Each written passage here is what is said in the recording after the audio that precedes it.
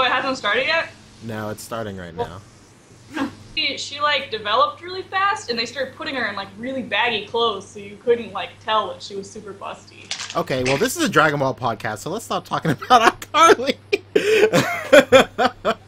This is the first episode of Dragonballin with Moog and Poog, Moogab and Poogab. Sounds really gross. Yeah, it does. Alright, so, right here in my notes, I have intro to podcast. So, so yeah, this is a Dragon Ball centered podcast. Megan is probably the only other person I know besides Chris Blackman who loves Dragon Ball as much as I do, so it seems only natural that we are co-hosts on this. Just gonna be talking about all things Dragon Ball pretty much, as well as, you know, movies, news, video games, all about Dragon Ball. And then we're going to be talking about a whole bunch of other crap.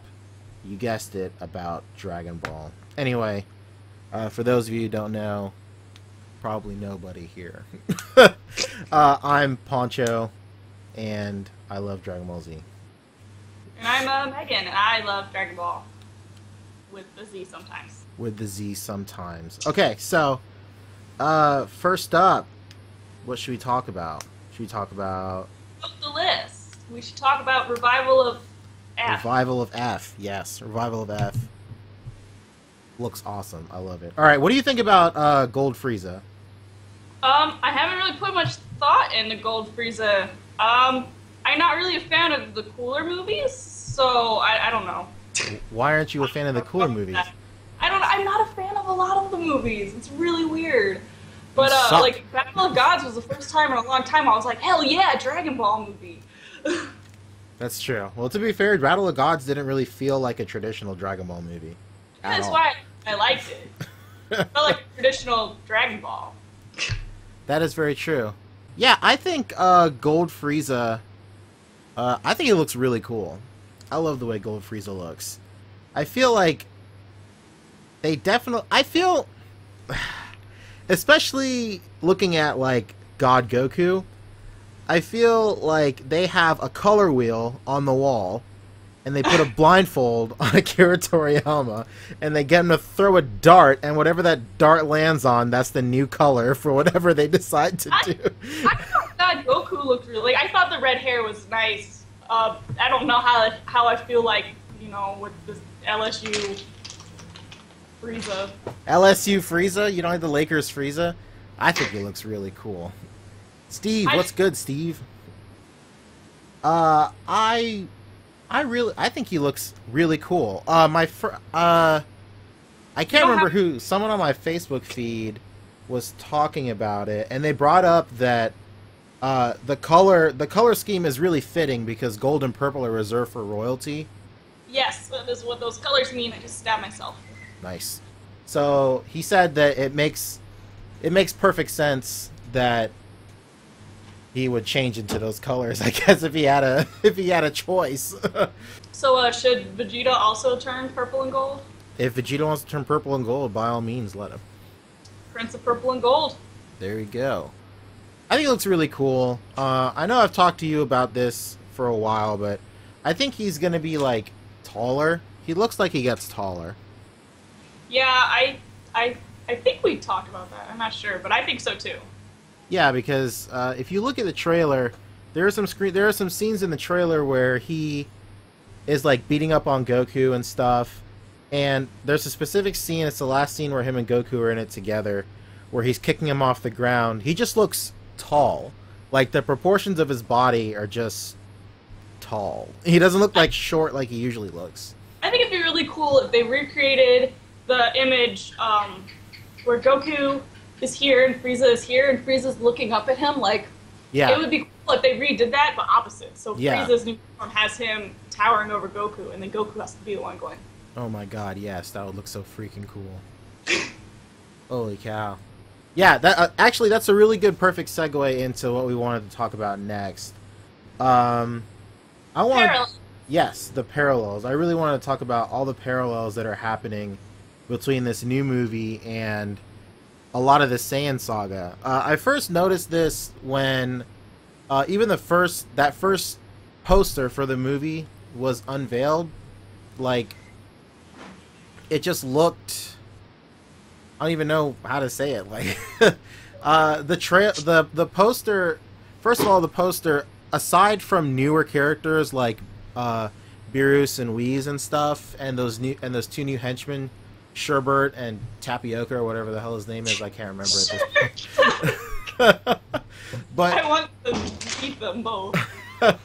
But besides those people, everybody on that poster was present during the Frieza saga at one point. Gohan was there, Piccolo was there, Krillin was there, clearly Goku and Vegeta. And it just that's the first time I noticed it. And also in the trailer, a really big thing is in the trailer there are really big parallels between what's happening with Goku and Vegeta. Because, like, if you look at the trailer, Goku is getting his ass beat the entire time in the trailer, pretty much. And it's always like Goku on the ground, and then you see a blurred out vision of Vegeta's feet looking down at Goku. There's a shot of Vegeta looking down at Goku, but the camera's looking up at Vegeta's face, and just a lot of stuff like that. But in the Frieza saga, it's Vegeta and Goku's place in all of those times, especially in the scene where he's getting his ass beat by Frieza when he dies and all that stuff. So everybody thinks this movie is gonna be Vegeta's rise to fame. Yeah, and that would be the greatest thing in the world. I mean, I don't like Vegeta as much as other people like Vegeta. I think he's cool, but I don't like Vegeta at all. I have friends who think Vegeta is the greatest thing, God's gift to Earth, but I feel like everybody who likes this freaking series thinks Vegeta's the God's gift to Earth. God, I've never understood why people like Vegeta so much. I remember middle school when Dragon Ball Z was really big, all my girlfriends that liked Dragon Ball Z were oh, Vegeta's gonna be my husband. I was I don't get it. Why do you like this guy so much? Hey, you never know. Maybe he knows something I don't. But yeah, like I was saying, I'm not the biggest fan of Vegeta, but I can appreciate well written stories and stuff, and I just feel if this is Vegeta's movie to step up and save Goku and ultimately beat Frieza, I was telling Chris is actually in the chat right now. I was telling my friend Chris it's probably some of the best writing that Dragon Ball as a franchise would get since the Frieza saga. Me and you have talked about it before, the Frieza saga was Akira Toriyama's swan song, and everything after that just feels rehashed and regurgitated just bullshit. It's cool, literal bullshit. That is, you know that's what Cards Against Humanity put in boxes. Oh, God. Yes, they did. I knew somebody who ordered that, and she was pissed off when she got the bullshit, and I was like, why? What did you expect? And I remember she told me that, and then right after, I think an hour after we were talking about that, all those articles online hit, and the title of every article was, people who bought bullshit online receive actual bullshit. What did you expect? That was it. Some other form of shit, obviously. Perhaps, if they couldn't find enough bulls.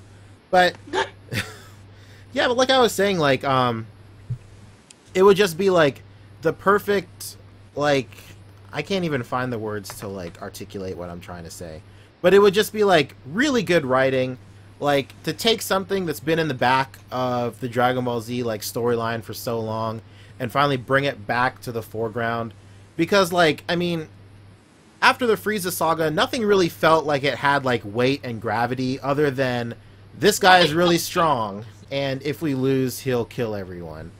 But the Frieza saga had it had like depth and it had history, and there were like layers and like, I mean, in the Frieza saga, like you learn that, you know, Vegeta, maybe like he's such an asshole because of that's the way Frieza made him. Like he was an asshole to begin with, but it was ultimately Frieza who molded him that way and stuff like that.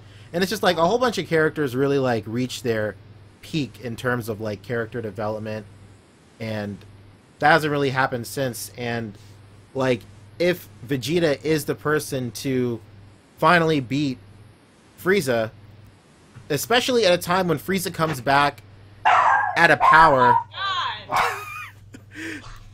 where Frieza comes back at a power where Goku can't even beat him, then that is like the ultimate closure, like, period.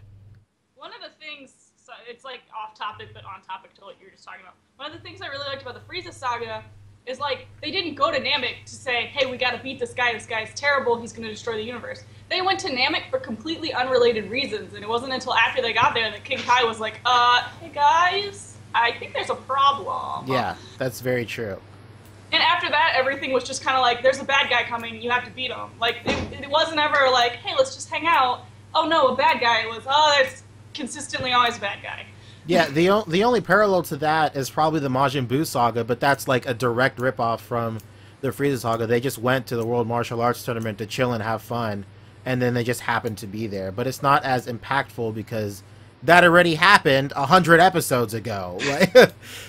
And what Chris is saying in chat is it's all about the underdog. Everything was taken away from Vegeta. He works his entire life to become a legend, to be uprooted by Goku. He couldn't avenge his father or his people. Vegeta finally gets to be the hero. It's a full circle, and that's exactly what I've been trying to say. And to add to that, Goku, obviously being his adversary, all of his adult life, pretty much ever since he met him, to like finally beat the person that his rival couldn't beat, and even going as far as that, his son, even Trunks, comes back and like makes like easy work of Frieza. Like, it's just all these, everybody that Vegeta is surrounded by just pisses him off when it comes to Frieza. Like, it's just, I don't know. It would just be really cool, and I feel like all the clues to Vegeta, to this actually happening,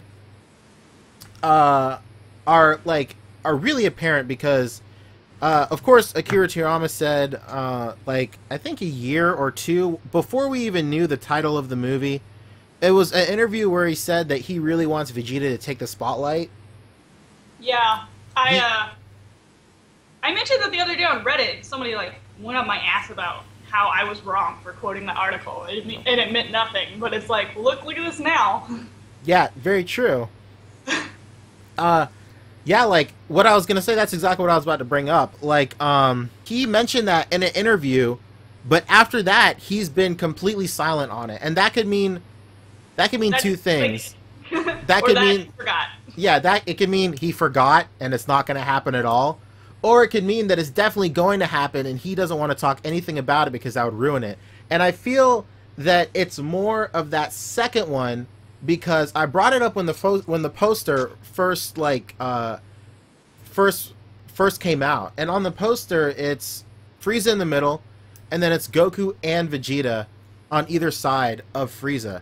But the big thing to like that I pointed out to everybody when I was talking to it in some Dragon Ball group, I can't even remember anymore, but I brought up that Goku and Vegeta on the poster are the exact same size. They're the exact same size, and they're parallel to each other. And whenever you're designing posters or whenever you're doing something in that nature, if two of the biggest characters on the poster are like, if two of the biggest things on the poster are two characters, there's a good chance that they're going to have equal parts in the movie.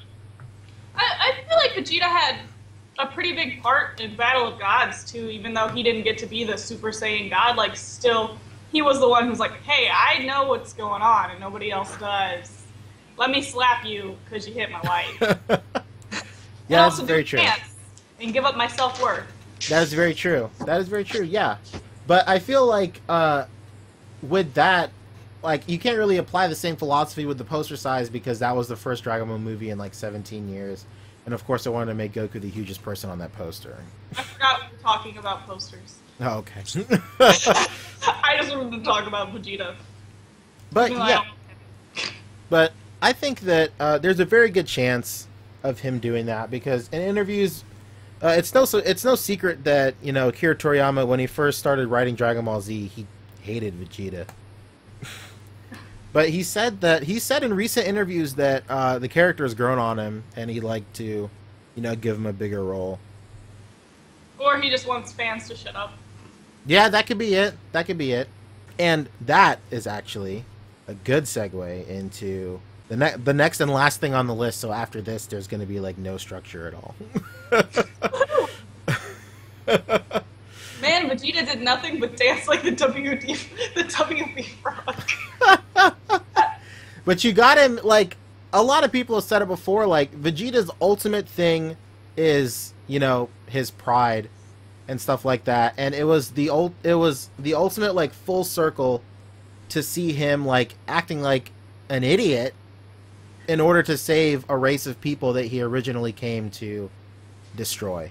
Like, at the beginning of his character, like, you know, he could give a shit less about any of these people. That's what happens when, you know, you, like, steal someone's girlfriend and then impregnate her and then hate the baby. That's true. That is very true. Happens to me a lot. Okay, anyway. So, talking about getting fans to shut up, Akira Toriyama did a interview.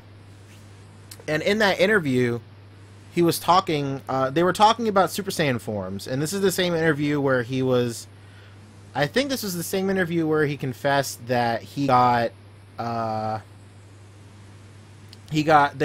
that he got Super Saiyan 3 and 2 mixed up.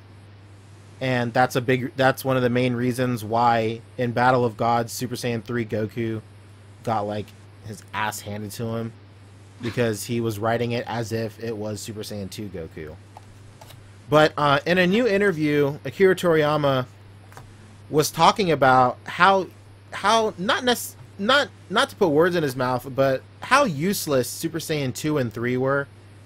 He basically said that Super Saiyan 2 and 3 are just powered up versions of the Super Saiyan form, and he wants to avoid using them from now on, pretty much. You know, I can tell you what Super Saiyan 2 is good for.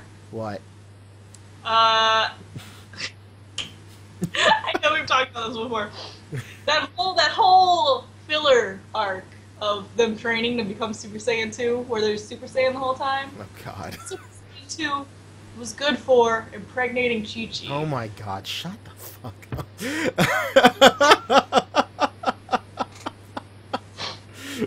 But really, that's what it was good for. I feel like Super Saiyan 2... I feel like the perfect use of Super Saiyan 2 would have been if Gohan was the only person able to achieve it.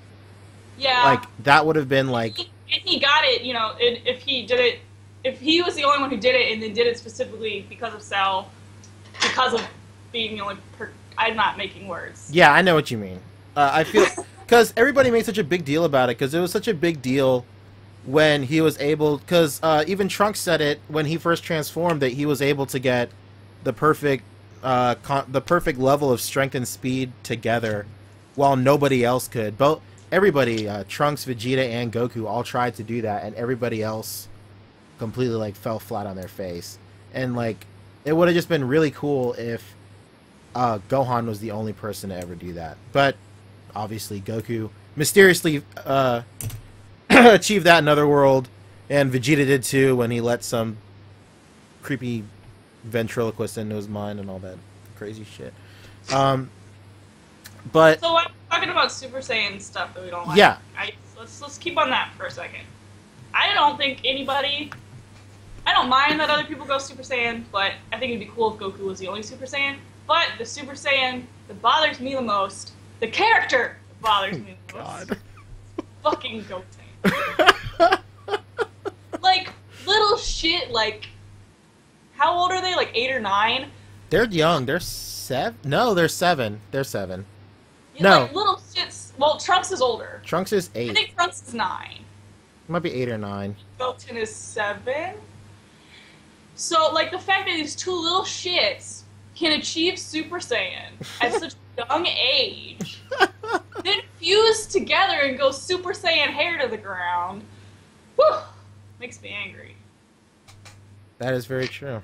Yeah, I do think one of the dumbest things is kind of just shoehorning Goten and Trunks' Super Saiyan forms when everybody else's rise to Super Saiyan with the exception of maybe Gohan in the hyperbolic time chamber, was like really had like Vegeta's. But... Yeah, Vegeta's was cool. I thought Vegeta was cool. His was perfect for his character. But getting back on track, yeah, he said that he doesn't want to use Super Saiyan 2 or 3 anymore, and. What? Yeah, I mean, like, I think Super Saiyan 2... I could live without Super Saiyan 2, honestly. Super Saiyan 3, I think, is more of, like, an image thing, obviously, because whenever you talk about Super Saiyan 3, you never talk about the physical advantages it has. It's always, like, cosmetic, like, yo, Super Saiyan 3 looks really tight. I like his long hair and his no eyebrows. But... Not in the eyebrows. But Akira said that they're all just upgraded forms of Super Saiyan 1. And I was talking about... I know I've talked to you and Chris about this at one point, but I would really like to see if Goku was able to develop a new sort of transformation technique through Super Saiyan God form. I think that would be really cool, because I know I've talked to you and Chris about how the ascension to Super Saiyan God is a really calm and collect ascension. Like, there's no emotion in it at all. It's just like a transcendence of things. But if Goku or whoever was in Super Saiyan God mode, if they were able to go through the same kind of like trauma that made them ascend to Super Saiyan 1 while in Super Saiyan God mode, I feel like that could really open things up for something cool. I don't know, as long as it just wasn't dumb. Like, I'm just so tired of things being dumb. My dog just literally threw a bone at me. And it's going out of her way to be loud. I'm really sick of everybody just... Okay, going back to the Frieza thing, I'm really sick of everybody saying that Frieza's form looks really dumb, and they wish that it was Frieza's form from that stupid Dragon Ball fanfiction mangas, Dragon Ball Multiverse. I'm really sick of hearing that. I always liked that, like, Frieza's final form went from he went from, like, this puny-looking lady thing. Hold on, my computer's dying. He went from, like, this puny-looking ladyish, like, feminine, you know, alien type, and then he grotesquely went through these monster forms, and then went into this simplistic, like, I am a being, I'm gonna beat you up. Yeah, that's really cool. And I felt whenever they were teasing his new form and stuff, I honestly couldn't think of what they could do, because just like you said, Akira Toriyama's philosophy on strength is the stronger you are, the more simple and just like streamlined you look. So, well, it's Akira... I might be thinking of other anime stuff, but isn't it Akira Toriyama who likes the idea of really weak-looking strong people? Yeah, that's definitely him. Yeah, okay.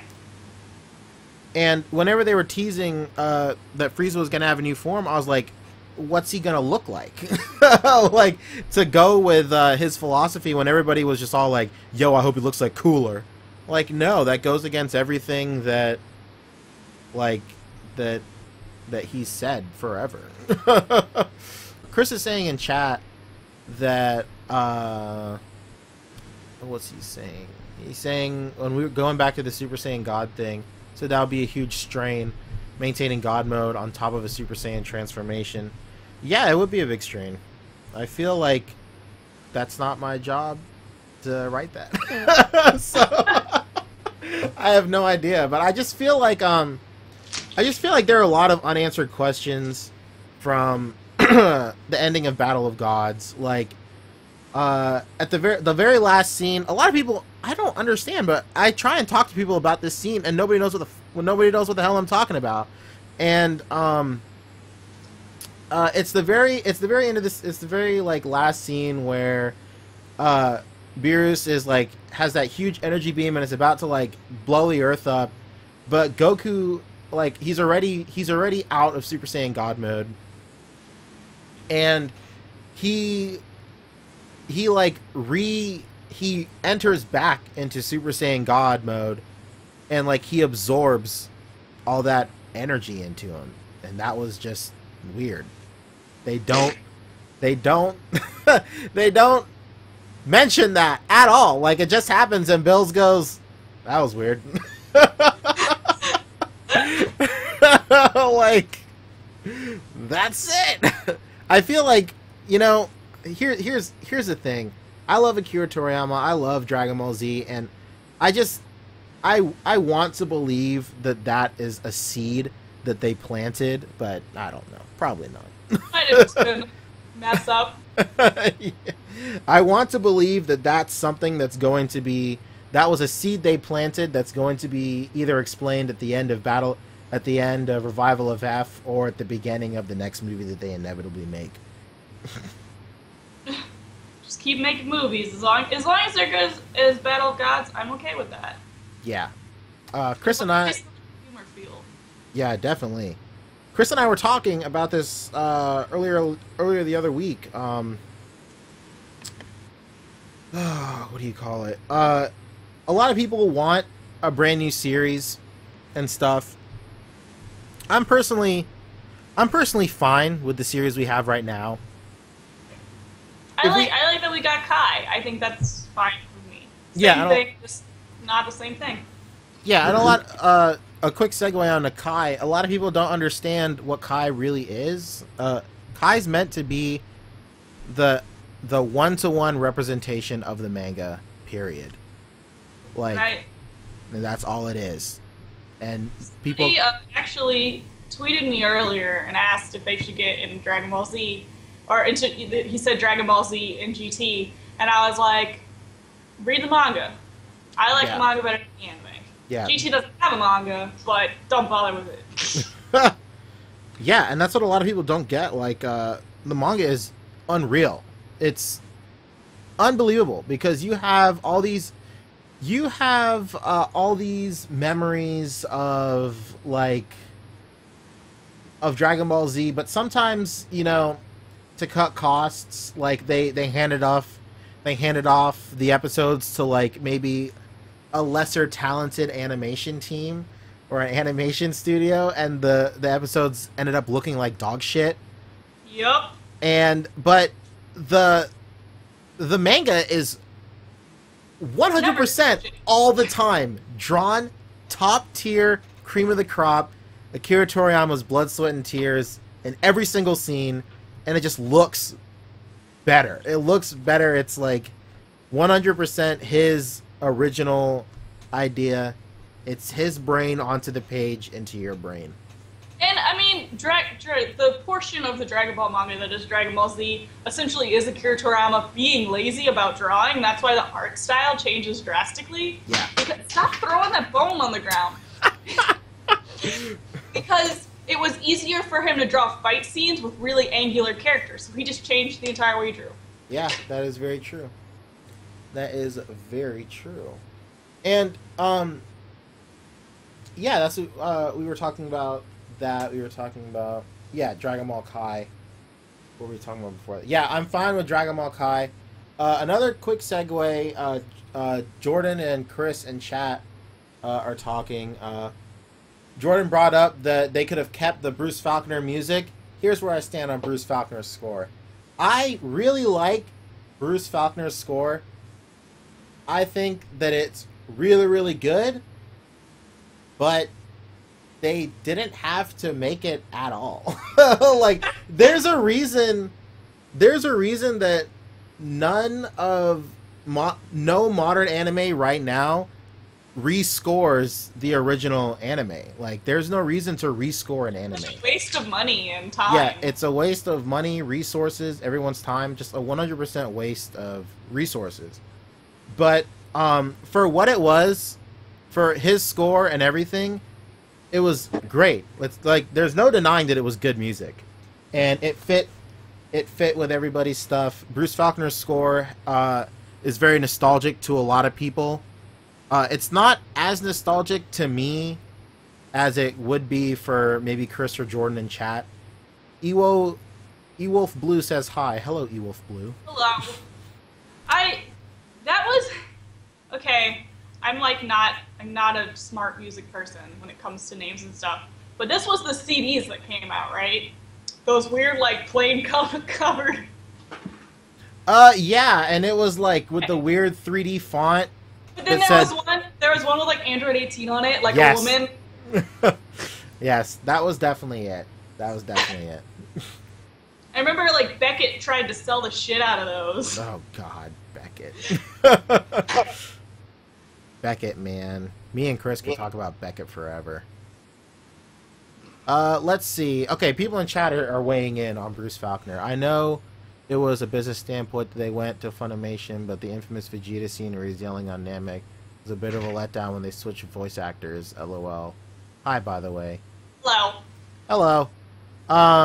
Jordan says it was for his portfolio, son. Got to freelance that shit. Hey, that's great that it was for his portfolio, but ruin is a harsh, very heavy word, but you don't ruin a classic anime just because you want to beef up your portfolio. I know, Pancho, if Funimation came to you and said, hey, we like your sick beats, will you remix us some music? I think you would say yes. I mean, hell yeah, I'd say yes. For real. I'm not going to lie. Bruce Faulkner is not in the wrong here. It's Funimation. There's a reason, like, I remember early, I can't, if I say early one more time, I'm going to freak out. But I remember in the early days when Funimation was dubbing anime, they had a really bad reputation. Like, everybody hated them. Like, there's a really old video of, I don't know, this must have been even before YouTube. There's a really old video of somebody made a video where Funimation announced that they got the rights to some anime. I can't remember at this point, but it was a really beloved anime, and then it was just a reaction video, everybody screaming and just going like, no, no, no. But like, if anybody can do a 180, it's definitely Funimation, because now they're one of the top. They're the top tier, yeah. Yeah, and I think anime companies, I think Funimation before anyone else. Yeah, and it's now because it's because they just leave stuff alone. Like, all you really have to do is just change the language. Like, that's all you have to do. There's no reason to change the score. Like, and then Funimation's been doing really good about, like, with Netflix, before they even have it dubbed, they put the series on Netflix. Yeah, that's very good too. So that way nobody's illegally watching this stuff before Funimation can get the money for it. Like, they make sure they're getting the money right away. Yeah, that is very true. Alright, getting back on track, Chris and Jordan in chat are talking about Ocean Dub. Let's talk about Ocean Dub, because Pancho and I Skype frequently, and we always talk about Ocean Dub. We really do, because we really like Ocean Dub. Ocean Dub is probably one of my favorite dubs on the face of the planet. I love Australian Zarbon. Yeah, I love Australian Zarbon. I love Australian Jace. We always talk about how, because I like Sean Schmelt for nostalgia reasons, but I really like Ocean Dub Goku. Like, that's my favorite Goku. Yeah, Ocean Dub Goku is my favorite Goku too. Jordan, a couple of people in chat, Jordan and Chris are talking about in chat that the way to watch Dragon Ball, the most nostalgic way to watch Dragon Ball Z, is watch the Ocean Dub all the way up until the middle of Frieza Saga, and then switch to Funimation dub. That's exactly how my DVDs go. Yeah, that's exactly how my DVDs go as well. Because there's I don't even know. Like, it's so weird when you go back, especially with Kai. It's so weird when you go back with Kai, or anytime that they redubbed Dragon Ball Z, when Funimation redubbed those early episodes, when you go back and you see, like, Goku and Vegeta for the very first time, and they have the same voice that they have when they're, like, 38 years old fighting, like, the Majin Buu saga. Like, it's just really weird. Like, there needs to be that transition of Goku and Vegeta having, like, really high-pitched, or not really high, not high-pitched, but, like, just a slightly higher pitch than what their voices are. Like, there just needs to be that. It's weird, because whenever I think about Funimation dubbed Goku, I always picture his voice, like, always high-pitched. Like, I hear this really dumb voice in my head, but then when I'm watching it, I'm like, wow, his voice is a lot deeper than I always hear it. Like, in my head, I hear, like, whoa, Goku time, and I watch it, and he's like, Frieza, I will destroy you! That is true. Yeah, whenever I think of Goku, like, chilling and hanging out, like, I always think of his Ocean dub voice. His Ocean dub voice, or probably his original Japanese dub voice, which I really like. I was talking to somebody at... Wait, who's Alter Mint something, your friend? That's no. Jordan, yeah. No over 9,000. Yeah, please, no. Over 9,000 is the worst thing ever. Ever invented. Ever accidentally recorded. God, I hate that shit so much. Oh my god, the best mistranslation in anime of all time. No, I'm sorry. We sound like such snobs. I don't give a shit, though. Poncho and I are the sassy snobs of this fandom. We really are. Like, I feel really bad, but yo, it's true. Fuck that noise. You got a friend in chat too. Anyway, so like I was saying, that's Nigel Thornberry. Oh, Nigel Thornberry, smashing! I'm so glad you're here. Hell yeah. What? Come on, cool. Not even Mondo cool. Yo, Mondo cool. I love Mondo cool. Mondo cool is fucking awesome. Like, that's my favorite thing. Mondo cool is. I also like. What dub is it? I think it might be Ocean dub, where Gohan goes, "When I grow up, I want to be a pianist." God. What? I don't even. That must have been Ocean dub. Yeah, that must have been Ocean dub. That's like one of my favorite things that I've ever heard. I want to be a pianist. I forgot what they changed it to. I don't know. A scholar. Probably. Probably. Anyway, so like I was saying, I was talking to a guy that I met at the local con, and he was really into Dragon Ball. He's a really cool guy, and he just saw like I'm rewatching all of Dragon Ball now, and I'm watching it in the Japanese dub, and I was like, that's awesome. I'm very, very happy for you. And he was just all like, he was like, is it just me, or does... She's like, I know that, is it Misaka or Misako? I think it's Misako. Should definitely look that up.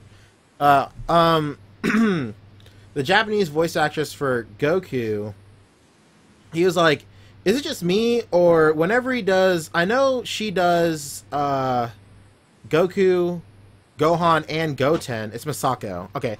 He says whenever Misako does Gohan and Goku, he's like, is it just me, or do they sound like different?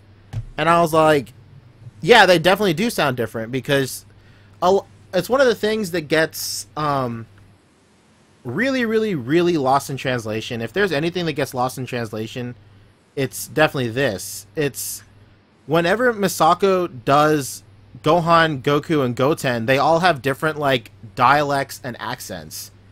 And here, it was like, we talked about this the other day, like, Stephanie's someone who originally did their voices, and they all have the same voice. Yeah, they all have the exact same voice. Kid Goku, Goku in Dragon Ball GT, Gohan, Goten, they all have the exact same voice. And the thing that gets lost in translation is when Misako does Goku, she gives him like a Japanese Styx twang, kind of, in his in his dialect. That's why whenever you watch, like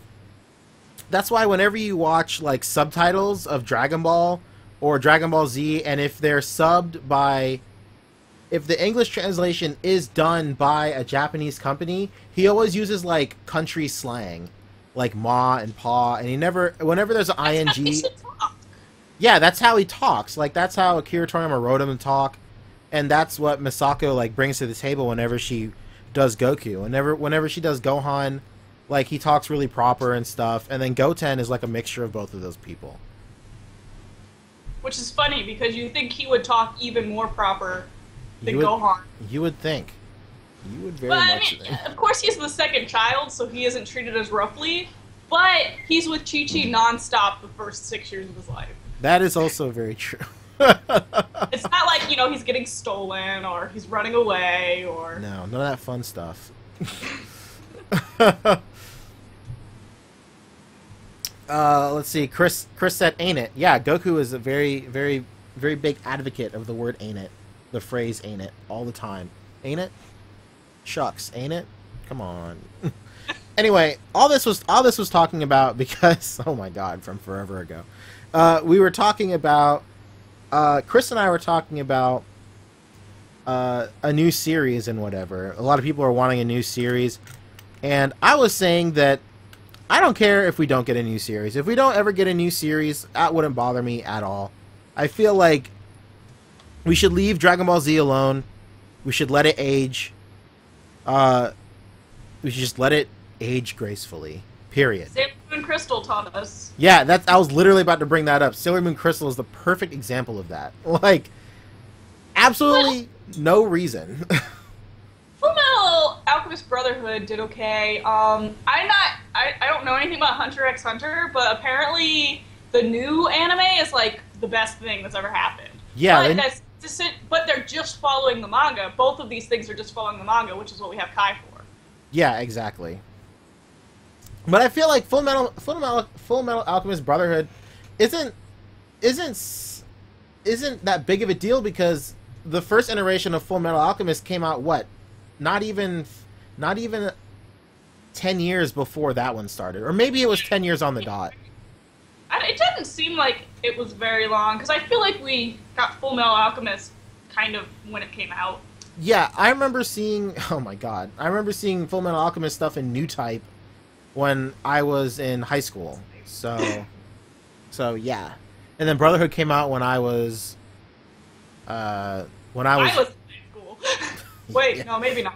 No, you must have been out of high school. I was living in Charleston when Brotherhood came out. It was after, but I remember finding out about Brotherhood because I still hung out with one of my teachers because she was like, "Oh man, have you seen this?" Like I was at her house.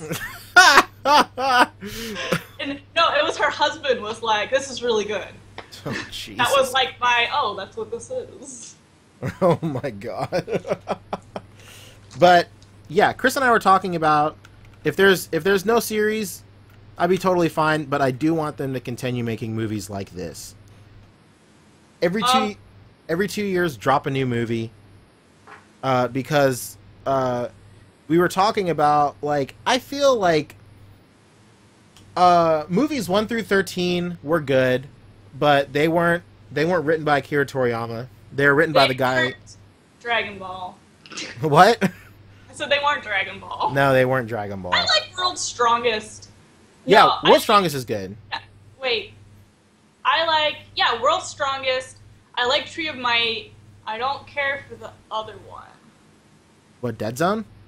No, I like Dead Zone. Dead Zone's one of my favorites. I love Dead Zone. I don't like World's Strongest, not because it's a bad movie, but because that was the only one I owned when I was little. So I watched it like 700 times. Oh my god. I remember I watched Cooler's Revenge every single day. I watched the Cooler movies a whole lot too.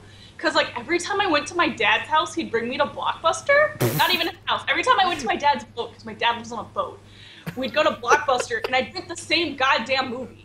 I remember every time I went to Blockbuster, I was scared to try and rent out Dirty Pair. Because I was so curious why I was 18 and over, but I knew my mom wouldn't let me rent it. So I always used to have it in my hand, and I would just be all like, is today the day? But I had a weird phase when I was probably, like, I don't know, 13 or 14, before Blockbusters, like, weren't a thing. I think they were. That was when like it was starting to not be a thing. But where remember how they had those sheets behind the DVDs so you knew it was there if it wasn't there? Yeah. I just fucking stole those all the time. Those are I called. was making all these Dragon Ball Z things, and I just had them on my wall. There's a specific name for what those are called, and now that Blockbuster and Hollywood Video and stuff are out, they're like done. Those things sell for $20 each. What? Oh my god! Depending on what it is. Somewhere. I know in the video game scene, those sell for a lot of money. Like, well, Megan was smart stealing them, except she way. So. Like, I'm not sure if it's the same anymore, but I think like really popular games like Earthbound and Final Fantasy 3, those sell for like $50 each, and it's just a piece of fucking paper. What the? It's like a piece of cardstock. Yeah, and it's not even significant like box art. It's just a piece of paper that Blockbuster printed out. You know, though, I can see you buying those for $50. I would not buy those for $50. No. I don't know. I feel like if you suddenly thought that was cool, you would. Maybe. So Beardy Willie a while ago said Path to Power? No. Oh my god, fucking I hate Path to Power. Somebody shut the hell up. He said best movie, best saga, best android. So I like Dead Zone. Okay. My favorite saga in Dragon Ball Z is like the entirety of them being on Namek. In Dragon Ball, I like the Red Ribbon Army. And in Best Android, I like a lot of them. A lot of them. I like 18 for stereotypical, I'm a girl, I like girls. I really like 16, and I really like 8. Yeah, Chris likes 8 too. Chris is awesome. Chris is very cool. Android 8 is awesome. I love it when Akira Toriyama just takes like really iconic characters and people and it just incorporates them into Dragon Ball. Because it's clear that 16 is literally just Arnold Schwarzenegger.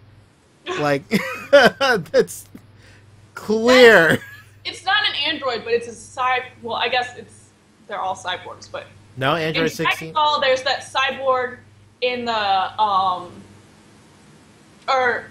think they just switched it backwards, but he's a robot dude in the Red Ribbon Army Tower, and he looks like Arnold Schwarzenegger to me. Oh yeah, that guy. Yeah, he looks like Arnold Schwarzenegger. And then Goku like kicks off his head, and he's like, "What?" Yeah, well, he's a full-blown android though. Yeah. I think they called him Cyborg because they called everything else androids. So that's so dumb. It's a really funny. They fucked up once. They had to fuck up everything else. That is very true. Somebody hated on 17. I don't like 17, but I like 17. I feel like he's a necessity, but I think he's kind of a loser. But in that freaking Light of Hope, that's my boyfriend. That guy's really cool. That's 17. We have to put a pin in that because we have to talk about Light of Hope sometime because that was really good. It was gonna be shitty. I really did because it was being so overhyped, and I watched it and I was like, well. If there's any team that I had faith in, it was Robot Underdog because I like a lot of their other stuff. Anyway, I hope they do Gohan without arm. Gohan without arm. But anyway, it's really quick. Let's go ahead and touch on this and then the movie thing. And then we'll talk about Light of Hope. I remember there was this YouTube video talking about some really dumb facts or some dumb Dragon Ball Z fact video. I don't know. And one of the facts was about Android 18. And then somebody in the comments was all like, said that typical Android 18 bullshit. If Android 18's a robot, then how come Krillin and her had sex and then they had a baby? And then and then I was just all like, yo, because she's originally a human. And then people are all like, well, if she's originally a human, then why is she called an android and not a cyborg? And then I was like, yo, that's because she's originally called Cyborg 18. And in the Japanese dub, her and 17 are referred to as cyborgs. And I think Jiro is too, I'm not sure. But him and 17 and 18 are referred to as cyborgs in the original Japanese version. And people are all like, yo, well then, how come they just didn't call them cyborgs? And then I was just all like, well, it could have just been a translation error. And then I went into this huge thing about why it was really weird, because the word that Akira Toriyama used when he originally wrote Android 17 and 18 was a play on words about robots and humans, and didn't necessarily mean cyborg. It didn't, when it was roughly translated, it didn't mean anything. It had the closest meaning to a robot, and that's what they translated. And now they're just like backpedaling. And what Chris is saying right now is Team 4-Star made a funny joke about that, and the only thing I'll ever talk about Team 4-Star is that they are at their... First of all, I don't like Dragon Ball Abridged anymore. I think once they started, like, really hitting you over the head with all those sex jokes, it became really, really stupid. And now it's just all about pandering to 11 and 12-year-olds who think sex jokes are the funniest things on the world, talking about Vegeta's dick and stuff like that. They're just pandering to all those people, and it's just become really bad. But Team 4-Star is always on their A game whenever they make funny jokes about the actual show. Like funny jokes about translation errors, funny jokes about stuff that only people who are into Dragon Ball would get. And most of the people who don't watch their stuff. Yeah, literally it. Like when one of the funniest things is whenever one of the funniest and smartest jokes they ever made was when they were fighting Raditz, and Raditz was about to blow them up and hit him with a beam, and then he starts saying double Sunday, and that was like the funniest thing in the world, because there's no way you would have understood that joke if you A, weren't a fan of Dragon Ball Z, and B, if you never played Budokai 1, 2, or 3. And yeah, and like there are just so many layers to that joke that if you weren't like a huge like Dragon Ball nerd, you wouldn't have gotten that joke at all. And that's when I think that Team 4-Star is like at their highest thing. But whenever they're just making like, oh, I'm Vegeta and this is my dick, LOL, isn't this funny? Or hey, I'm Goku and I'm dumb and I can't take care of my son. Haha, isn't that funny? I think that's fucking stupid. That's tripe. So wait, because I don't watch Abridged. So what joke did they make about 17 and 18? Yeah, if you can type that in chat, Chris, that'd be awesome. Because I'm not about. I keep on putting it off because I do want to watch. As much as I hate all the stupid and lame sex jokes and stuff, I do want to watch it because I know every now and then they'll pull something out of their ass that's actually funny. Beardy Willie said, didn't Akira Toriyama have names for 17 and 18, but the English dub just called them by numbers? I think they only got names recently, right? The like Latias bullshit. Yeah, Lapis and Latuis as their names. And no, that wasn't originally. They never had. They were just numbers. It's just recently in an interview. Gave a backstory. Yeah, it's just recently in an interview he gave him a backstory, which I think is really cool. Like, it's cool that he's able to go back and give backstories to all these people. And Chris was saying, I didn't mind it. I caught up on it, and I'm basically in the same boat as Chris. He says that I really don't know. It's really the words. It's just about the mistranslation. And I'm in the same boat as Chris. Like, I do want to go back and watch it. It's just like, I don't know.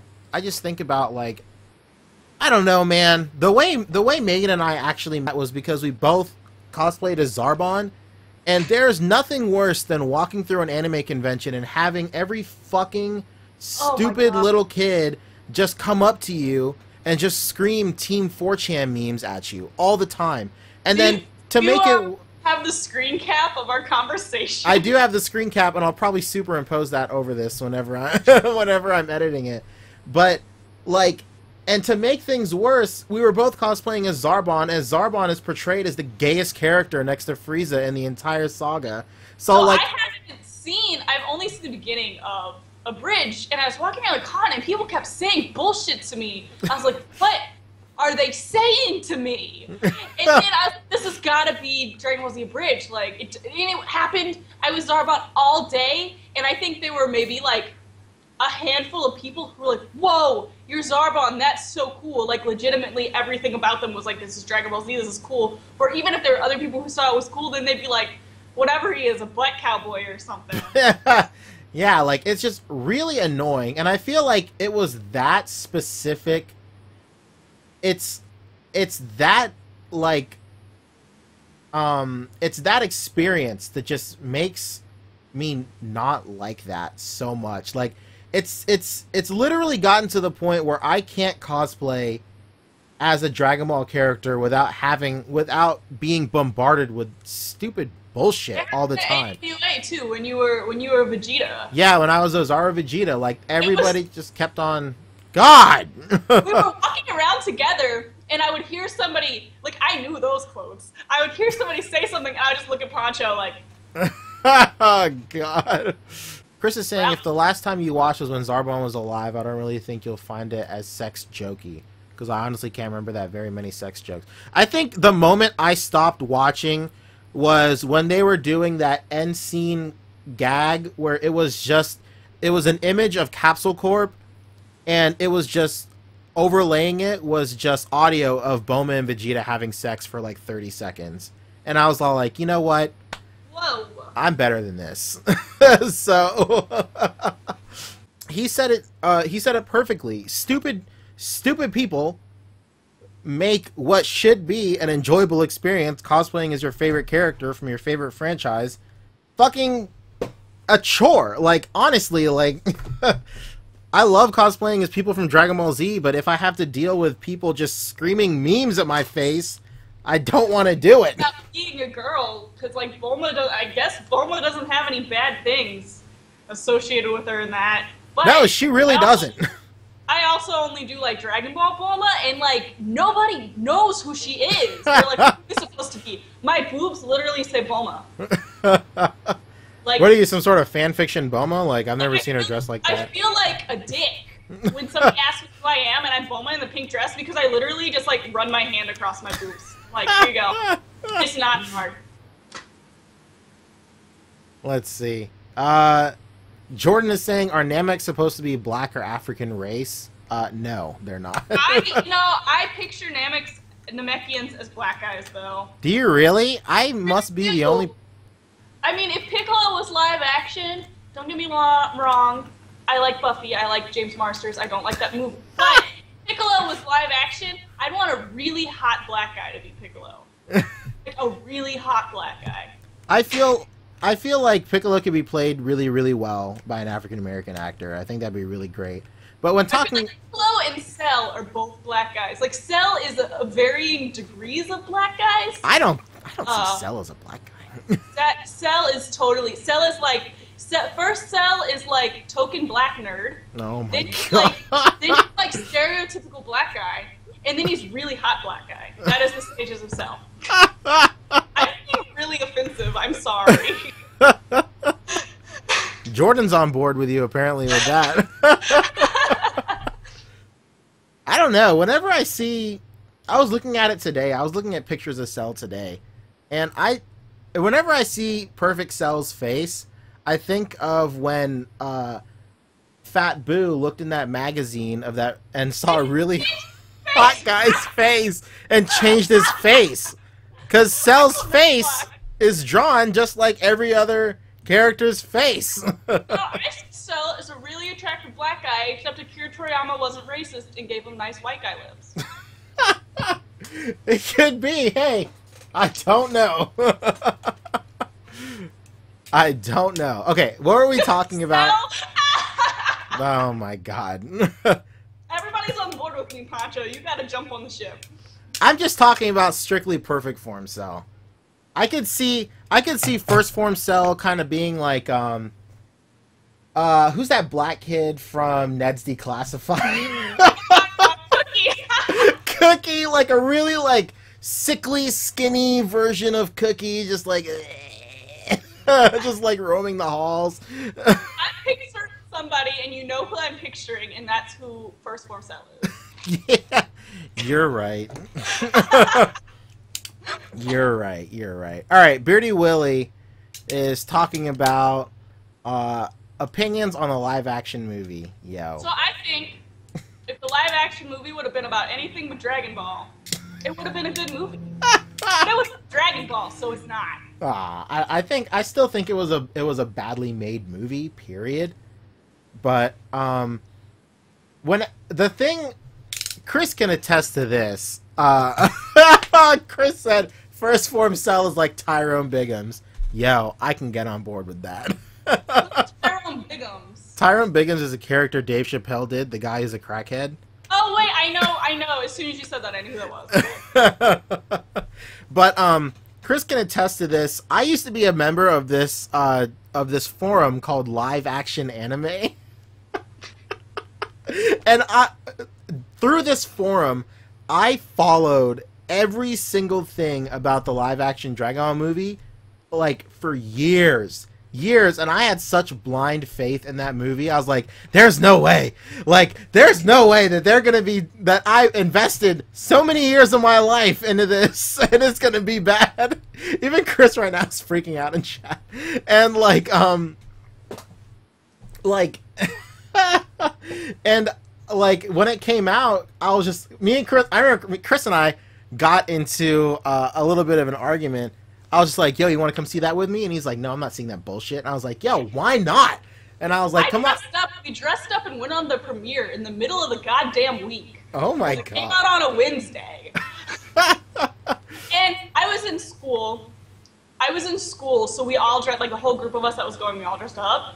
And then the guy I was dating at the time dressed up as Yamcha, and he got in trouble and had to go change. Why? Because it was distracting.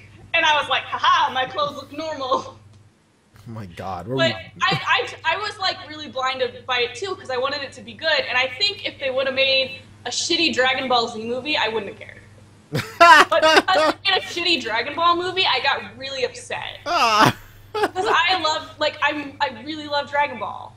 Like, don't do that. There was this, like maybe 2 years before that came out, this anime documentary. It was like anime on the big screen documentary came out. And they went through, they talked about The Matrix, and they talked about, Transformers, even though it doesn't really count, and they talked about all these movies that we had gotten. And then they were talking about things that had been purchased. So they mentioned that Dragon Ball Z had already been bought. And that Dragon Ball Z was going to get a movie. And I remember in the goddamn thing, the picture that they used was the cover to the season 1 orange box. And I was like, hell yeah, it's confirmed, because it had been going around, but that was the it's been confirmed, it's gonna happen. Fucking orange box. The one thing I remember from Orange Box is that fucking music loop that played in the menu. And whenever I would spend the night at Chris's house, we would watch Dragon Ball while we were trying to go to bed. And then we would both be woken up in the middle of the fucking night with that stupid music playing whenever we would get through all the episodes on the disc. I have 8 of 9 of the orange boxes, and I have all of the Dragon Ball. Oh my God! And I remember the orange boxes were coming out, and I was really pissed because for some reason Funimation didn't have the rights to the first 13 episodes, which I think is the Blue Water dub. Even though they dubbed it, they didn't have the rights, so they couldn't make blue boxes. And I was like, no, I really want Dragon Ball seasons because there's really no other way to get these unless I pay $200 on eBay for their brown with Chinese writing on the side. Yeah, that's true. So I'm really happy that they did the Dragon Ball box sets. Yeah, and a lot of people strictly assume that the Dragon Ball box sets are just as shitty as the orange boxes.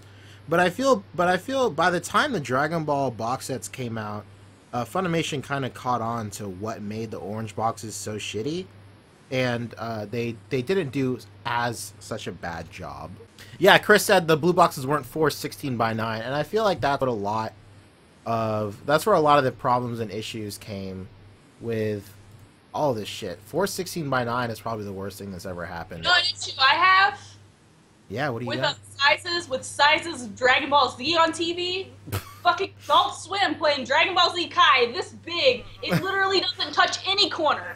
It doesn't touch the top, the bottom, or even the sides. I understand they want to use that original square, but it doesn't even go to the top and the bottom of the TV. Yeah, I think they're playing it in its original form factor. Like, its original resolution. At least touch the top of the fucking TV. Yeah. Makes me angry. Really stresses me out. I can't even watch it on TV. I haven't even bothered trying to watch any of that stuff. I usually like watch, Family Guy and stuff at night, and on Saturdays, so after Family Guy comes on, it's like Kill la Kill and then Dragon Ball or something. So it's on my TV, and even if I'm doing something else, I look in the room and I see it, and I just get angry. Granger Danger, what's good?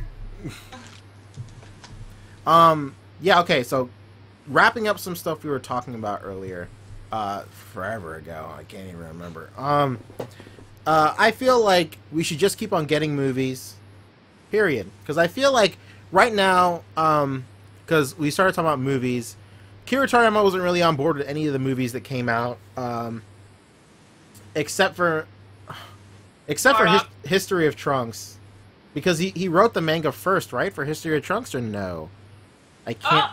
I don't know. I feel like History of Trunks might have been something they did while he was catching up. It could have been. Yo. Okay. That's always what I thought, at least. Either or, History of Trunks is canon, but not all the events in History of Trunks are canon. And just the characters from Bardock are canon. Or, no, the events of Frieza blowing up planet Vegeta is canon. So, I don't know any of your friends' names, I'm sorry. One of your friends. I think that's Jordan, right? Alter Element is Jordan, Dream Villain is Chris. Jordan said Videl and Gohan love story better than Twilight. Just because you brought that up, I want to talk about one of my favorite dumb things that's ever happened in Dragon Ball Z. And Gohan thought that girl, that blonde-haired girl who kind of looks like Bulma's mom, when he thought that girl knew he was a great Saiyaman, and she just saw his underwear. That was good filler. No, wait, that wasn't her. That wasn't the blonde-haired girl. That was the brunette girl. Wasn't it the blonde-haired girl? No. I don't know. It was one of the dumb girls in his class. The blonde-haired girl with the green tank top you're thinking of? That wasn't her. That was just the girl in his class who was friends with Videl. Well, no, you know why I'm saying that? Probably because of a fucking Beckett magazine. Wait, I'm gonna find exactly why I'm saying that. It's not a Beckett, it was like a Pojo's. I think it was a Pojo's that said that was her, because I'm picturing a picture of her. It was definitely a girl with poofy, pseudo-Namek Boma hair, pre-Namek Boma hair, really permed up, brown hair, and she had like a power suit on. That's what I'm picturing her with blonde hair. Oh, okay. Well, I was definitely brunette. I'm gonna find her because I know there's a picture of her in this damn book. Fucking Android 13. Megan is old school for real. You know it. Explain Mystic Gohan true power. Yeah, Mystic Gohan is awesome. I love Mystic Gohan. Anyway, I don't want to get too off track. All right, so we closed out the movie thing. These are the worst quality images I've ever seen.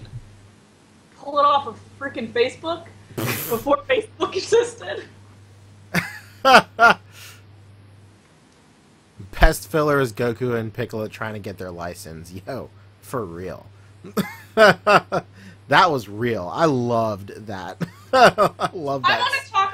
I want to talk about a scene. I don't know why it just popped in my head.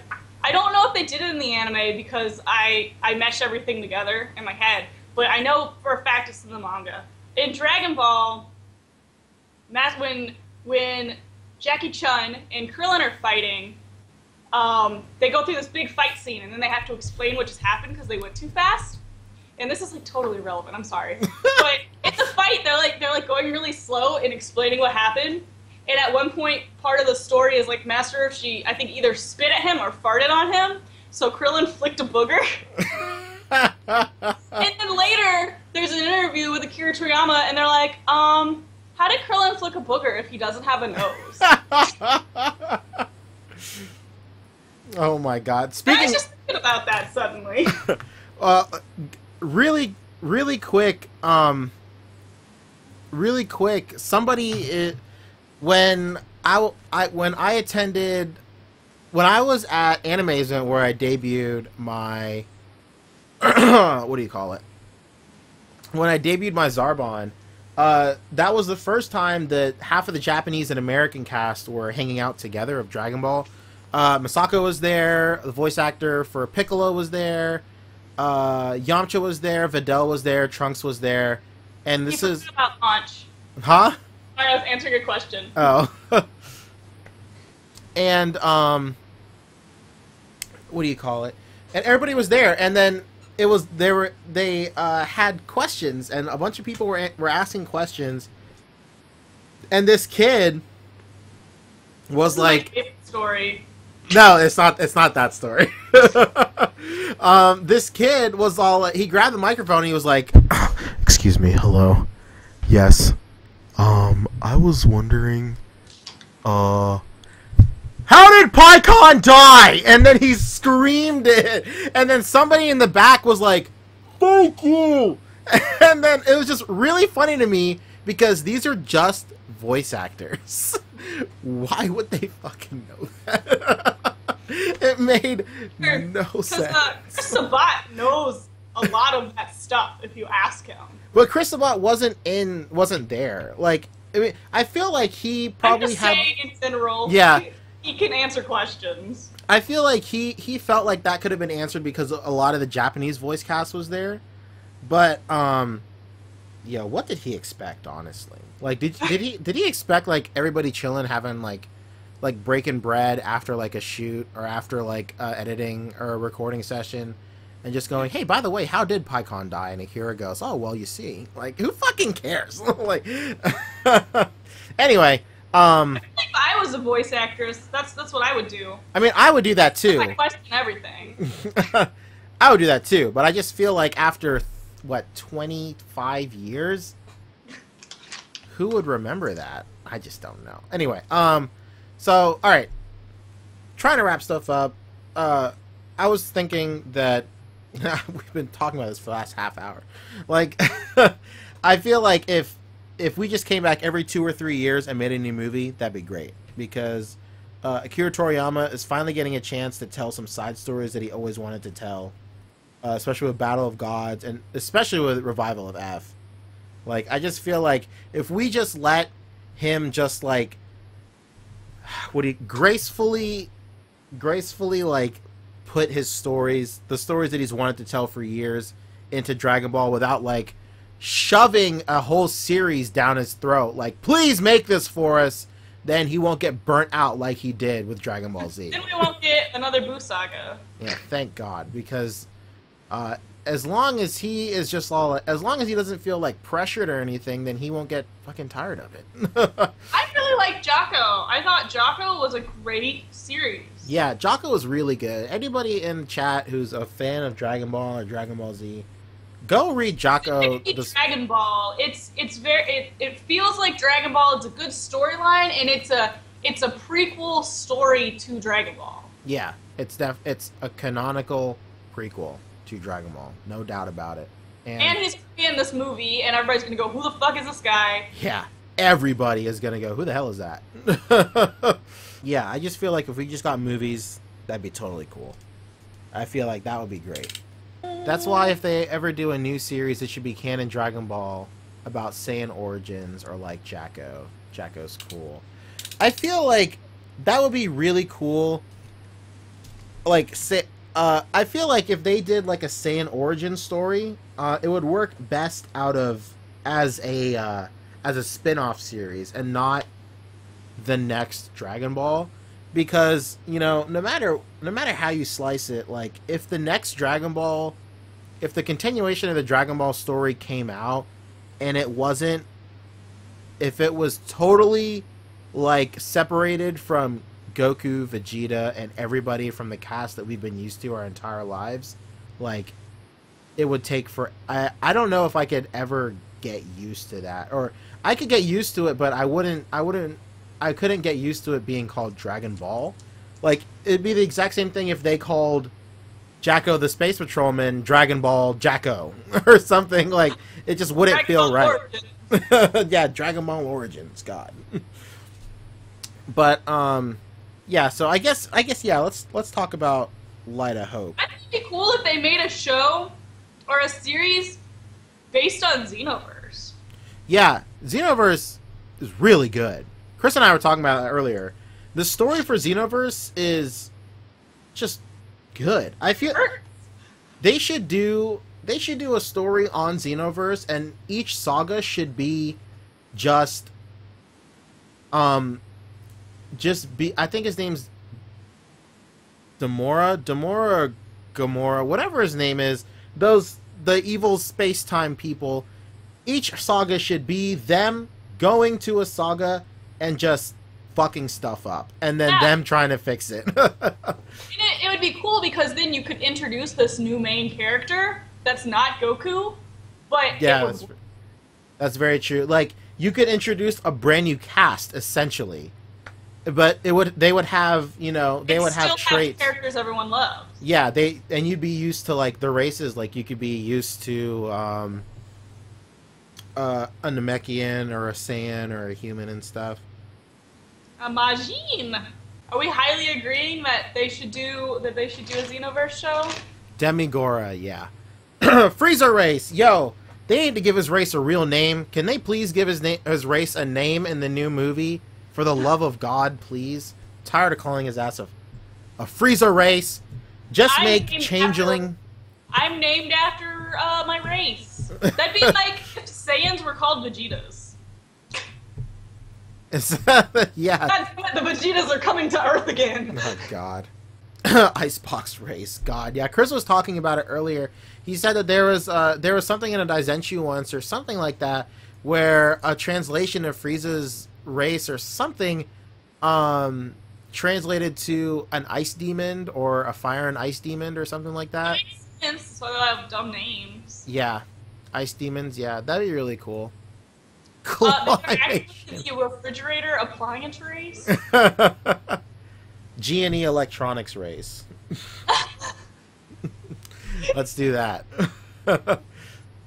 Climate race. Climation race kind of sounds sexual. It was Ice Demon, yeah. This would be cool. I love how everything in Dragon Ball started off as demons, and then it was made really boring. Oh, never mind. They're just a race of people. I like how everything in Dragon Ball started off as, these are martial arts techniques, and then turned into, we're flying. Yeah, that's true. I feel like flying, they could have gotten away with flying if they just if they put the time that they put into everything else into the explanation of flying. Videl, has to cut all her hair off. Yeah, that's true. She has to cut all her hair off. Yeah. Videl gets stereotypical butthurt girl angry. That is and then cuts all her hair off. There's nothing worse than Bleach flying. I have not even bothered. They flew in Naruto too, right? I read a Bleach. I read one Bleach.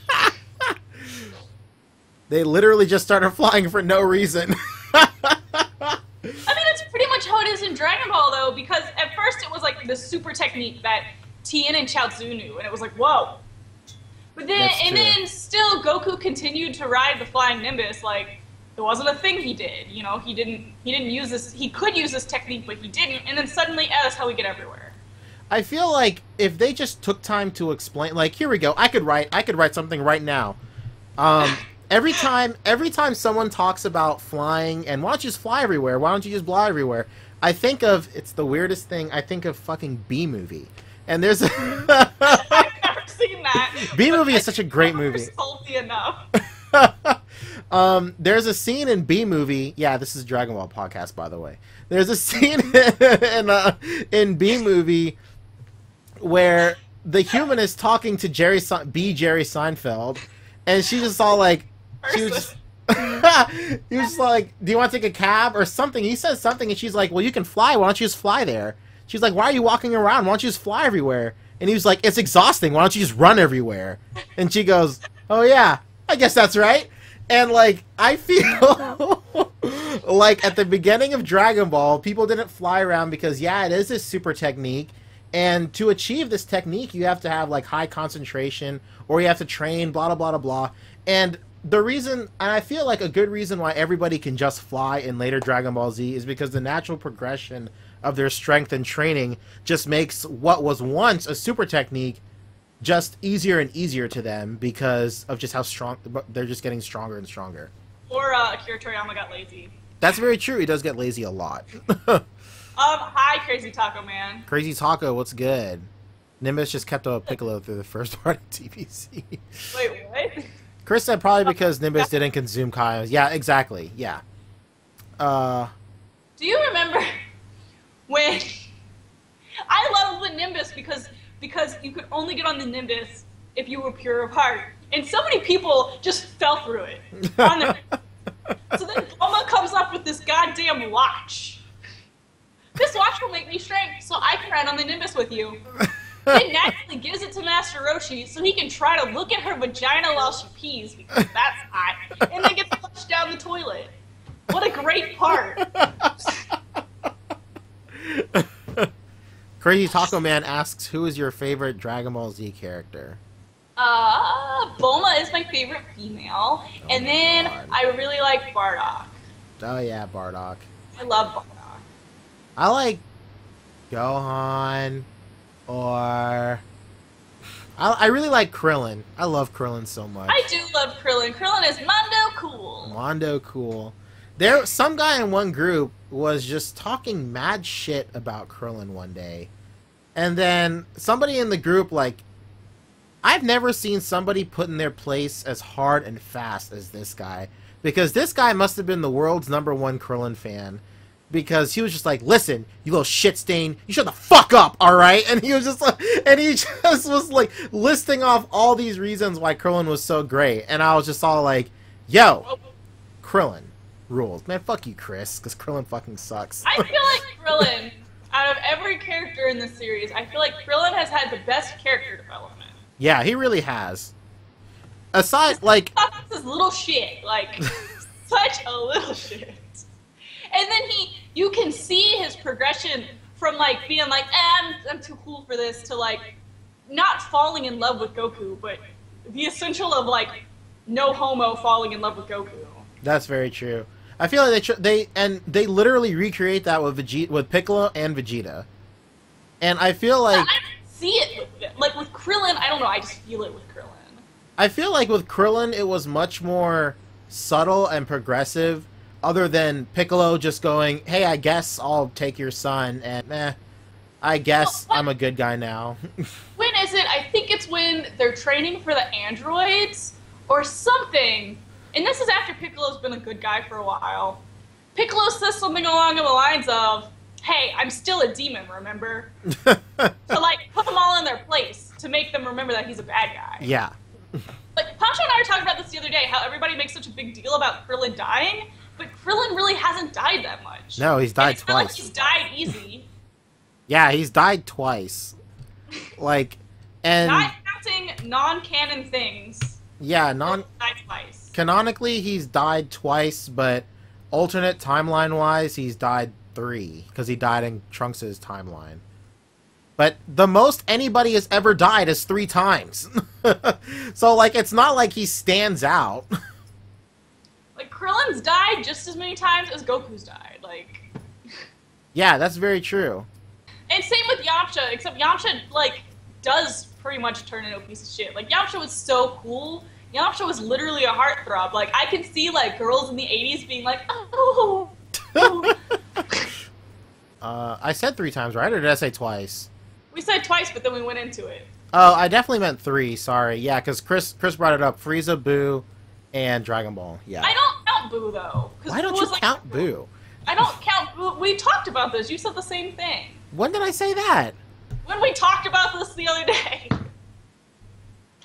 I count Boo. No, you said you didn't count all the Boo deaths as deaths. Did I really say that? Yeah, you said that the other day we were talking. I don't think so. I remember sitting on the floor, because that's when I had to hook my computer up to the Ethernet. Jesus Christ. Okay, hold on. Krillin has always died, like, for a good reason. Like, Krillin's death was a big Krillin's initial death was a turning point in the series. Yeah, because he's the first person to ever die, right? Then Krillin's second death was the next big turning Yeah, point. that's very true. Like, that is very true. Stranger danger, we already said not counting non-canonical things. Yeah, GT doesn't really count. He didn't die for a good reason in Dragon Ball. That's what Chris says. But it was a big deal. That was a big deal. Yeah, it was a big deal in Dragon Ball. What he went back to grab something, like Goku's power pole or something. So His hat. Was it his hat? No, I think it was his power pole. But he went back to grab it. And then they're like, hey, it's been like 20 minutes, where's Krillin? He was dead. Yeah. He got fucking murked. But I feel like we don't see that happen, you know? So I feel like it wasn't like Krillin even tried to put up a fight. It's like Krillin was like, hey, I'm just going to go in here and get my stuff for Goku. And then he's like, I feel like he was probably bending over, grabbing the power pole or something. And Demon King Piccolo was like, yo, boom. Well, it wasn't even Demon King Piccolo, was it? It was Tambourine or something? Yeah, it was, is it Tambourine or... It's Tambourine, yeah. Whatever, some part of a drum set, I don't know. Some Namekian that doesn't look like a Namekian in any way. Right. Chris is saying maybe it was a Dragon Ball. Yeah, it was either Goku's, so it was probably either the 4-star, it was something Goku keeps on his person. Yeah. Chris is saying it may have been Symbol too. Oh yeah, Symbol, Tambourine, and Drum. Is Symbol the first one? He got killed with the fat guy with wings, right? Yeah, it's that one, but I just picture Demon King Piccolo spitting out that one egg and going, your name will be Drum. I feel like Akira Toriyama should have kept an account like Dragon Ball when he was creating the Namekian race. Because yeah, Piccolo and Kami look the same, but that's because they're one of the same. When Demon King Piccolo is having his babies, his mouth babies, they all look different. So I feel like Namekian should have had a wider range of looks. Yeah, I feel like he definitely should have kept that in mind, but he just took the easy. Yeah, but he just not necessarily the easy way out, but it's totally plausible that he just literally forgot. But yeah, I just feel like something in his brain clicked when he was making the transition from I guess what we call Dragon Ball Z, from Dragon Ball to what we call Dragon Ball Z, where he was just all like, I got an idea. I could expand this much further if these people are actually other races. Get this, Goku is an alien. Ever think of that? Wow, imagine that pitch. Goku just started off as a boy with a tail because it was based off of Journey to the West. Yeah, I'd love to be in that boardroom meeting where his editors were all like, all right, okay, I want you to tell us how you're going to make this this serialization run for 2 more years. Go. And Kira goes, hey, okay, get this. Goku's an alien, first of all. And Piccolo isn't a demon. He's a slug person. And Goku, wait, has a brother. And he comes to Earth on a spaceship. And just like, everybody's like, alright, fuck it, whatever. And get this, it ain't even a spaceship. It's pop. It's a circle. I like how in illustrations of the Saiyan pods, they all look exactly the same, like they're all the same size. But baby Goku and Vegeta take up the same amount of space in their pod. Yeah, they really do.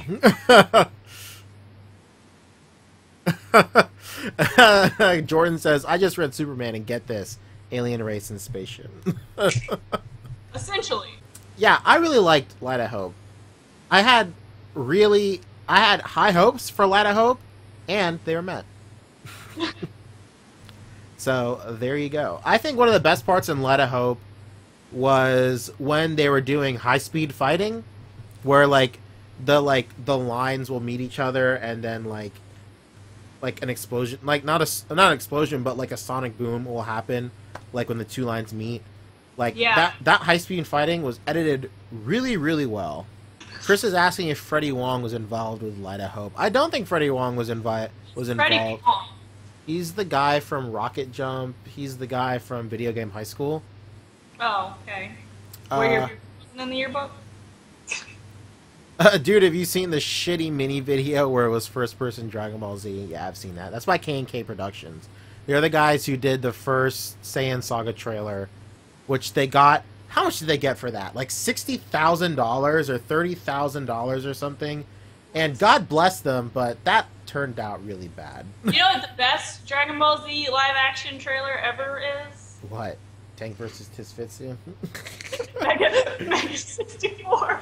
Oh, God, yes. That was a really good trailer. So good. That is a great trailer. So that trailer came out, I think, like the same day the first Revival of F trailer came out. And I tweeted my friends, and I was like, yo, did you see the Dragon Ball Z trailer? And they're like, I don't like those dumb live action things. And I'm like, what? What are you talking about? No, this. That's so great. Let's see. Aren't they the same ones that did Light of Hope? No.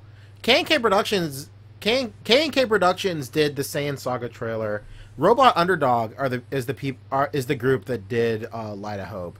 And Robot Underdog has a lot more. They're just better.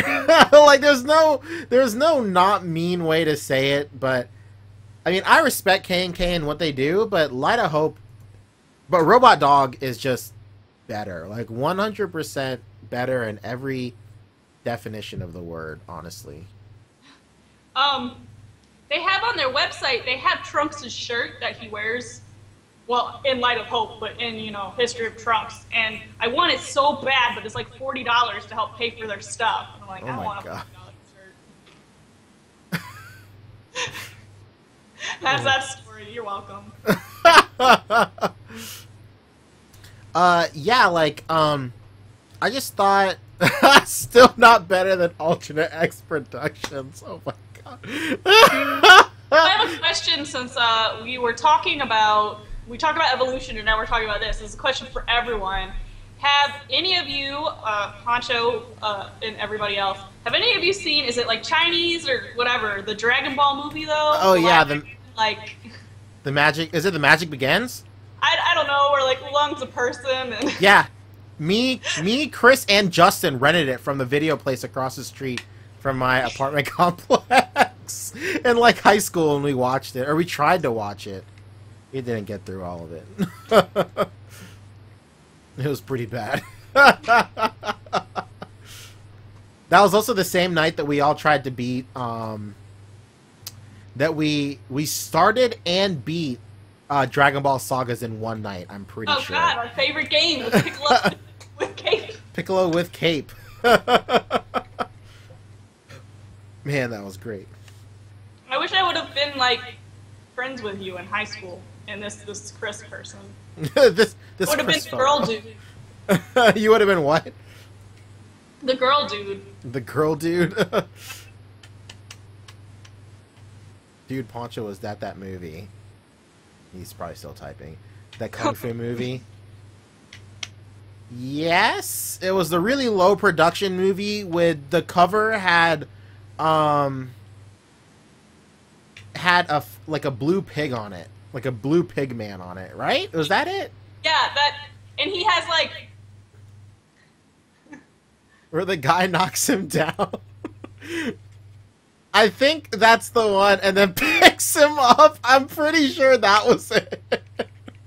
Because I remember we kept on rewinding that, and they reversed the last scene. Yeah, that's it, because we kept on watching that and rewinding it and bugging out over it for like 10 straight minutes.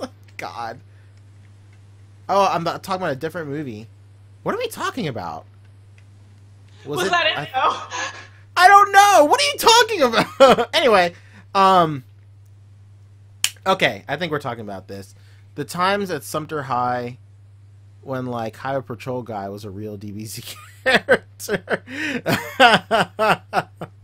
Ike, yeah, that dude was like, I don't know. That guy was probably like Ike strikes me as a guard, like guarding a door to like someone important in the Red Ribbon Army. We used to have a hallway monitor in our high school named Ike, and he just it's almost as if he went home and lifted weights and that's it. Like he was just like this jacked black guy, and he was just like he always had like this really like he was a nice guy. He had a nice personality, but like he would just like give you referrals all the time. Dragonball Light of Hope was really good. I know a lot of people were dogging on like the acting on it, and yeah, the acting was kind of shit. Not gonna lie. I feel like if it had, you know, better money, if you know, and stuff, it'd be really good. I feel like visually wise, they have it down packed. Like I felt like it could do a little better visually. I mean, obviously it could do better, but like, I mean, anything short of like a real movie budget, like, I feel like they're fine. The Gohan, he's different Trunks eventually. Yeah, I mean, eventually we're gonna get a different Trunks. Canonically, he's the right age, though. Yeah. Because like canonically in the manga, like he's 13 or like he's 12. He's not even a teenager. In the manga, he's really, really young, and also in the manga, he's a Super Saiyan before Gohan dies. He said, I didn't like the Trunks at all. I thought the Trunks was pretty cool. I thought he was okay. I thought it was really cool. That's why his acting isn't very good. Yeah, he's just a little kid. But like, there really wasn't a reason for that Gohan actor to be kind of bad. His stuff was just like really like kitschy, like especially when he was like talking to Goku, and when he was like using that weird Zenzu bean mush stuff. It was just like, it was kind of bad. I feel like he would have really benefited from shooting that scene and then watching it maybe about 2 weeks later and just going, yeah, that was pretty bad, and then reshooting it. But the Trunks, he was bad. Yeah, he was bad. But he definitely had like the physical chops to do all that stuff. Because honestly, it's hard to find an actor that young who's comfortable. It's not like they're a professional casting agency. Like, yeah, they just have to take whatever they want. That is true. That Gohan guy, the guy who plays Gohan, is actually he's tied to the guys from Mega 64. Like, they all know each other because the Gohan guy has appeared in Jabroni Pictures videos, and Jabroni Pictures appear in Mega 64 videos all the time. So they all know each other. They all live relatively in the same area too. Yeah, I just thought it was really cool. I just thought it was pretty tight. There were a couple things that like didn't go along with the story, right? But I overwrote it. I can't even remember what it was now because it's been like what, 2 weeks. But I think the weirdest thing about that whole thing was like the Zenzu beans. The Zenzu beans were kind of weird to me. Like there was something, I can't remember what it was, but it really bothered me. But I remember reading the YouTube comments. Like I wasn't the only person who noticed it. I can't even remember. It was something weird. Oh, I think he said Goku died fighting. Is that what he said? Goku died fighting? Yeah. Maybe? I'm pretty sure that was it. Could it have been? I can't even remember. It's been too long since I watched that. A really interesting thing, though. That thing released the same day as that Power Rangers thing released. And the Power Rangers thing completely overshadowed that in social media. Like, not for me. Everybody on the goddamn planet sent me a link to Light of Hope. Like, I feel like, yeah, I mean, like, obviously me and my friends were talking about Light of Hope, but in terms of, like, social media news and stuff, like, the Power Rangers thing grabbed the most hype. I feel like if those things came out in different days, like, it would have been like if the Dragon Ball thing came out a week earlier, like it would have like exploded. But anyway, yeah, it was the first episode or the first podcast of Dragonballing. I just feel like hopefully we can do this, I guess, once a week, maybe ish. Oh, do you guys like this? I don't know. Be pretty tight. But yeah, this is going up on YouTube. Hopefully soon-ish. I'm gonna have to just edit it down. It's like 2 hours. Good lord. Goodness. But I can probably edit it down to like an hour-ish. But yeah, it's the first episode of Dragonballin. Hopefully there's more. And that's it.